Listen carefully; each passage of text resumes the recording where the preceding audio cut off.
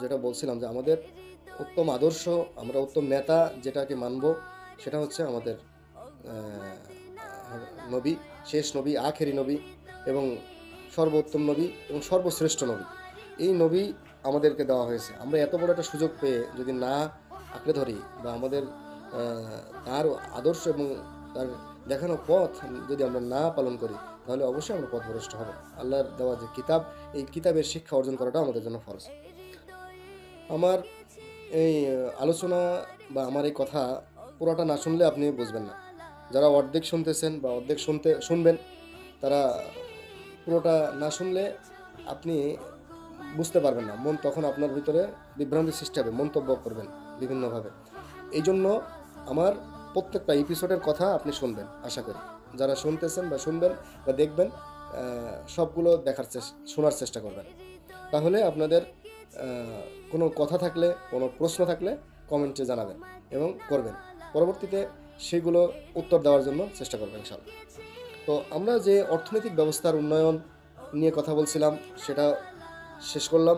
অর্থনৈতিক উন্নয়নের ক্ষেত্রে আমাদের কোন কোন দিকগুলো ভূমিকা পালন করে, দেশের উন্নয়নের ক্ষেত্রে আমাদের কি ভূমিকা আছে, একজন ছাত্রের কি ভূমিকা আছে, সেগুলো যখন একটা ছাত্র বা একটা গার্জিয়ান যখন এটাকে গুরুত্ব দিবে, আমলে নিবে, যখন দায়িত্ববোধ মনে করবে যে এটা আমার রেসপন্সিবিলিটি একটা, তখন সে হবে দেশের সম্পদ। একটা ছাত্র হবে দেশের সম্পদ, একটা পরিবার হবে দেশের সম্পদ। একজন শিক্ষিত মা, সে হাজারো সুসন্তান গড়ে ওঠানোর জন্য ব্যাপক ভূমিকা পালন করে। এই দুনিয়াটা শুধু যে একজন পুরুষের ক্ষেত্রে যে দায়িত্ব তা নয়, একজন মেয়ের সমান দায়িত্ব, একজন মহিলার সমান দায়িত্ব। এবং দায়িত্ব কোনগুলা? এই বিশ্বের যা কিছু গড়িয়াছে প্রভু, অর্ধেক তার করিয়াছে। ওই যে এই যে যে যে বক্তব্যটা আছে, ঠিক আছে, অর্ধেক তার করিয়াছে নর, অর্ধেক তার নারী, না এরকম না কি যেন আছে, যে হ্যাঁ, যে যা কিছু আছে এই পৃথিবীতে দুই দুইয়ের মাধ্যমেই আল্লাহ তালা এই পৃথিবীতে গড়ানো হয়েছে, মানে নারী পুরুষের উভয়ের সমন্বয়ে। কারণ নারী পুরুষের উভয়ের সমন্বয়ে এই কারণেই যে আমরা তো বাপ মার মাধ্যমেই তো পৃথিবীতে এসেছি, তাই না? এটা না, একজন পুরুষ তো শুধু একাই জন্ম দিতে পারে নাই, একজন নারীর মাধ্যমেই তো এই পদ্ধতি বা এই প্রজনন পদ্ধতিটা আল্লাহ তালা এই পৃথিবীতে বাস্তবায়ন করছে। সো সবারই ভূমিকা, সবারই দায়িত্ব আছে এই পৃথিবী গড়ার, এই আল্লাহর এই পুরা একটা পরিবার, এই পরিবারকে একটা সুপরিবার হিসেবে সুস্থ এবং সুন্দর পরিবেশে নিয়ে আসার জন্য আমাদের সবারই ব্যাপক ভূমিকা পালন করা উচিত এবং দায়িত্ব আছে।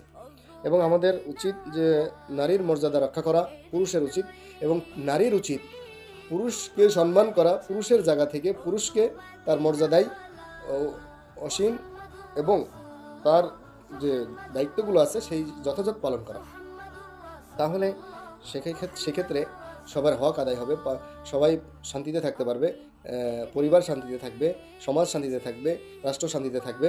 তখন কি হবে, যখন আমরা আমাদের দৃষ্টিভঙ্গি এবং আমাদের যে নৈতিক শিক্ষা, আমাদের আদর্শ ভিত্তিক যে জীবন আল্লাহ এবং আল্লাহ রাসূলের মাধ্যমে আসছে, এটা যখন আমরা বাস্তবায়ন করব বা লালন করব আমার নিজের ভিতরে, তখন কি হবে, সমাজ কলুষিত হবে না, সমাজের কোনো নারী ধর্ষিত হবে না, সমাজে কোনো সতীত্ব হারাবে না, কোনো মা নিরাপদে সে চলাফেরা করতে পারবে, নিরাপদে কোনো তার বোন সে একটা মাদ্রাসায় যেতে পারবে, নিরাপদে সে তার জীবনে চলার জন্য পৃথিবীতে সে তার পর্দা মেনটেন করতে পারবে, সে তার জীবন প্রণালী সুন্দর করবে। যখন হালাল সম্পর্কের মাধ্যমে যখন কোনো জীবন গড়ে, হালাল সম্পর্কের মাধ্যমে কোনো পরিবার গঠন করে, সেখানে আল্লাহ তাআলাও সাহায্য করে এবং সেখানে সুসন্তান জন্ম হয়, নেক সন্তান জন্ম হয়।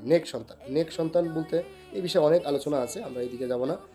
ইনশাল্লাহ পরবর্তীতে আমরা আলোচনা করব। সবাই সঙ্গে থাকুন, সাথে থাকুন। আল্লাহ হাফেজ, আবার দেখা হবে আমাদের নেক্সট এপিসোডে। আল্লাহ হাফেজ, আসসালামু আলাইকুম রহমতুল্লাহি ওয়া বারাকাতুহু।